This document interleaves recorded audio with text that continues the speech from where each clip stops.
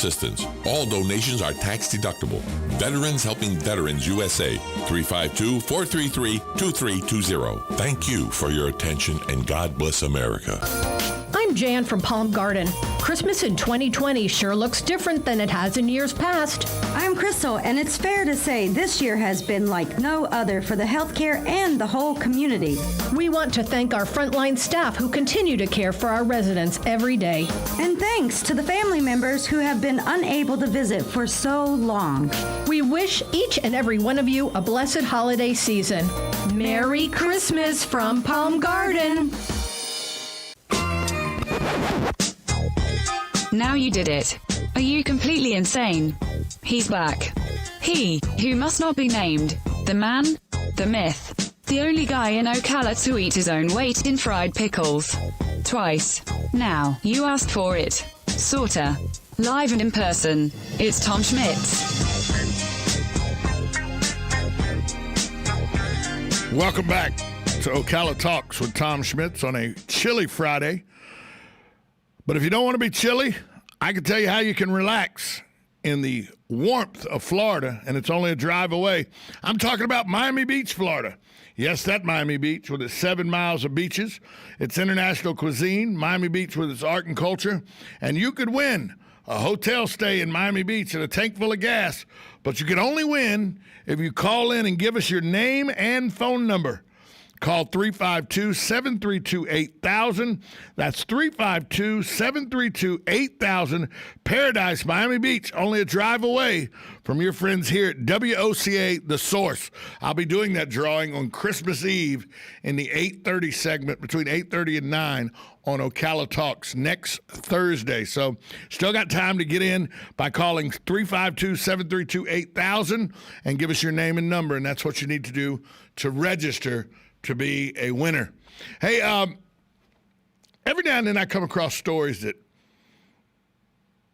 how do I say this without getting in trouble with the FCC, that anger me to the point of where I want to inflict bodily harm. How about that? And this is one of these stories. I'm going to read to you a overview of this story. It's a sickening, sickening story, and it involves the Department of Family and Children's Services and a woman named Lena. Lena never knew which side of him she'd see. He might kiss her or kick her feet out from under her or punch her in the face.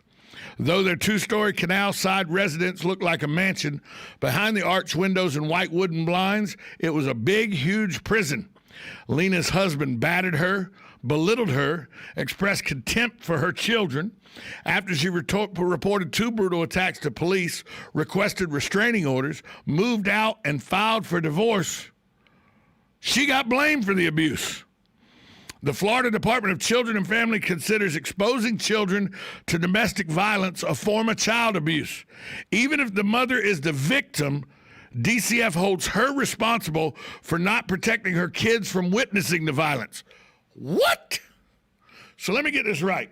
A guy walks in, starts beating his wife, and she gets held responsible for child abuse because she didn't put the kids in the bedroom so they couldn't see her get beat up first? Community Partnership for Children, it's a nonprofit that contracts with DCF to provide child welfare services, because her children were taken from her. In January of 2019, DCF took them, gave them the Community Partnership for Children. The 7-year-old William, born of a previous relationship, and 3-year-old Rosalie were then shipped between relatives and foster homes for months.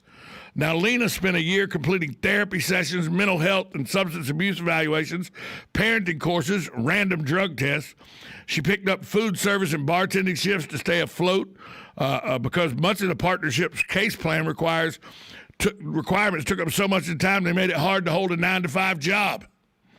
Lena's husband, Carmen Lanai, twice was charged with beating and strangling his wife. A court deferred prosecution for the first instance on condition he'd take anger management and domestic violence courses. The second time he pled no contest. That's right, the second time. A judge withheld adjudication, sentenced him to 12 months probation. Lanai's Community Service Partnership case plan required him to take a batterer's intervention course weekly and take weekly drug screens. wait till you hear this. Just before Thanksgiving of last year, a judge granted, you're thinking they're going to do that, Lena, supervisor of the children? Nope. The judge granted Lanai, the abuser, full custody of 3-year-old Rosalie. Lena was limited to an hour-long supervised weekly visit. And here's why. The case notes say Lanai complied with case managers, offering it to double up on batterers intervention classes to complete his case plan sooner. Lena, less cooperative with their plans. Remember, she was charged with child abuse because she allowed her children to see her getting the hell beat out of her by this whack job. She complained that her assigned therapist was unlicensed. She sometimes didn't keep her appointments because she was at work. And when case managers pointed this out, she wrote rebuttals to their supervisors.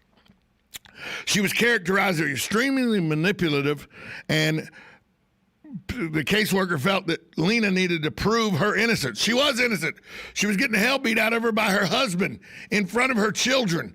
And DCF said she was a child abuser because she didn't put them in a bedroom so they didn't see her get beat up.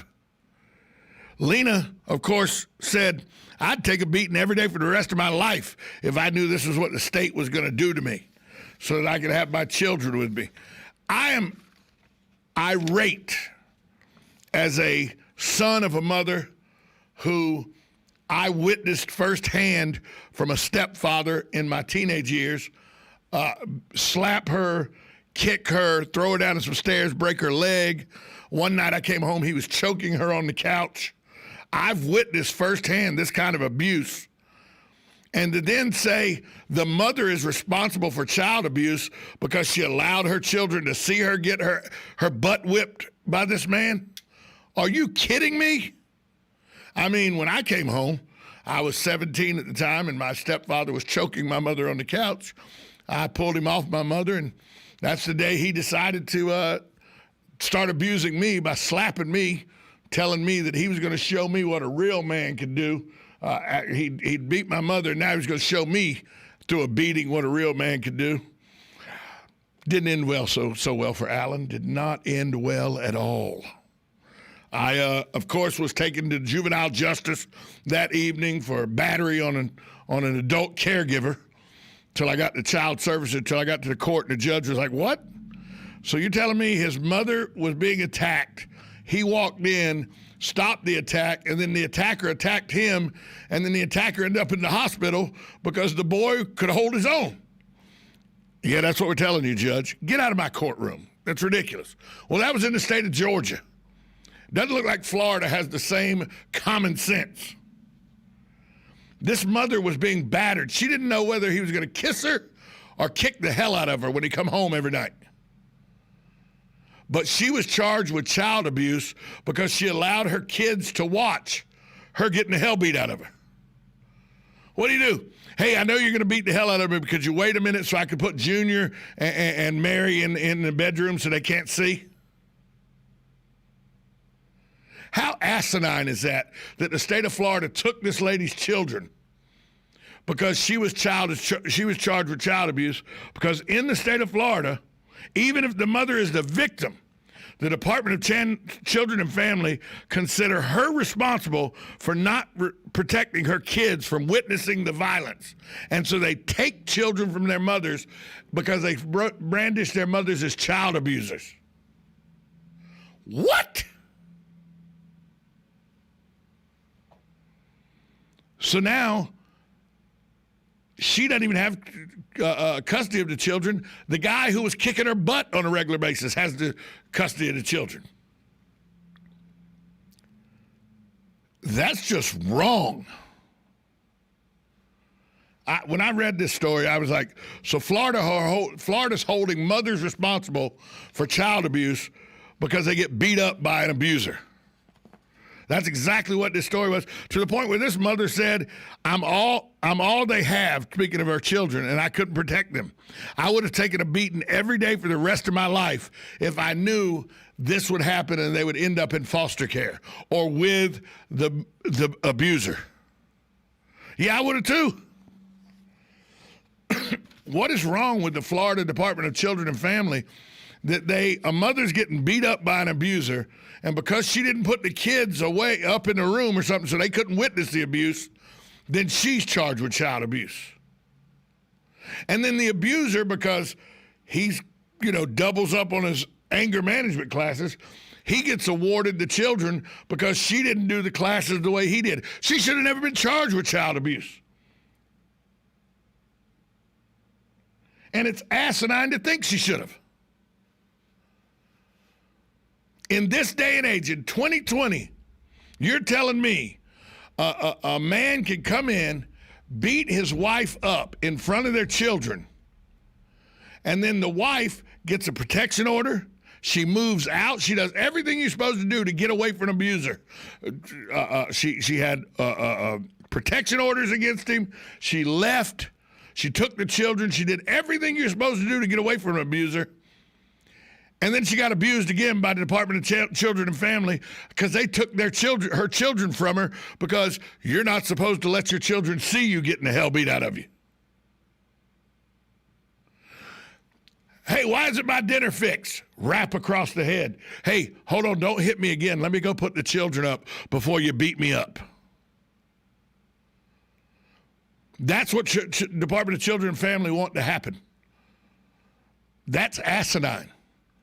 622-9622 is the number to call. When I read this story, my blood boiled the longer I read it because I'm a child of I'm an adult now, but as a child, I was a child of an abusive relationship between my mother and my stepfather. He also abused me and my sister till I got big enough that that didn't happen anymore. He didn't learn his lesson that fateful night when I came in and he was choking my mom. It took a couple more trips to the emergency room before he realized maybe Tom is not to be messed with anymore. But you know what he never did again after that night? He never touched my mother or my sister again. He a couple times tried me, but he never once again put his hands on my mom or sister. Because I told him that night, as I was beating him to a pulp, you ever touch my mother or sister again, and you won't be able to understand what I'm saying to you because you won't be here anymore. And I meant every moment of that. And I'm not ashamed to say it. At 17 years old, I meant when I told my stepfather, you touch my mother or sister one more time, just get your affairs in order because you're done. And I meant every minute of that word I said to him. Every letter of that sentence I meant. And to have a Department of Family and Children's Services here in Florida, when this mother did everything she was supposed to do, restraining orders, moved out, which is one of the things, abusers control you, so it's hard to do. She did everything she was supposed to do. And Department of Children and Family took her kids from her because she didn't put the kids up before she got beat up by the abuser. Get the hell out of here. Luckily for me, I was in Georgia, so my mom didn't get in trouble for me coming in and witnessing her getting choked. I mean, think about how stupid that is. If I was living in Florida, according to these rules, if my sister and I were living in Florida, I had come home from work that night. I'd been working at the restaurant as a busboy. I'd picked my sister up from a friend's house where she had went over for a movie night. We drive up to the house. We hear commotion. We both go in the front door at the same time, and we witness him choking my mother. By Florida standards, by the Department of Children and Family, my mother could have lost custody of us because she didn't stop us from witnessing her being choked on our couch. Yes, that's the stupidity of how the Department of Children and Family handled this issue. They blame mothers if you don't adequately protect your child from seeing the violence that is being perpetrated against you. That's just ridiculous. 622-9622, the number to call if you want to weigh in on this situation. I just can't believe that in 2020 this is how Florida handles abuse cases. But yeah, here it is. And he was given custody of children. Unreal. We'll take a break, wrap up a Friday edition of Ocala Talks right here on 1370 AM, 96.3 FM, WOCA, The Source. This is JP from Penn Flooring here in Ocala. I would like to invite you to come in and visit our spacious showroom where we have solutions for every style and budget. From wall-to-wall carpet to hardwood floors and tiles, we have an unsurpassed selection of flooring. At Penn Flooring, we've provided quality customer service with a family touch for over 25 years. Visit our website at pennflooring.com or come by our showroom, 1201 Southwest 17th Street, just over the bridge. Penn Flooring, quality customer service with a family touch. On this episode of What Not to Do, brought to you by Mike's Got Plumbing. If water runs through it, we do it. Why is there a helicopter in the yard? Never mind that. We have bigger issues. Really? Bigger than a helicopter?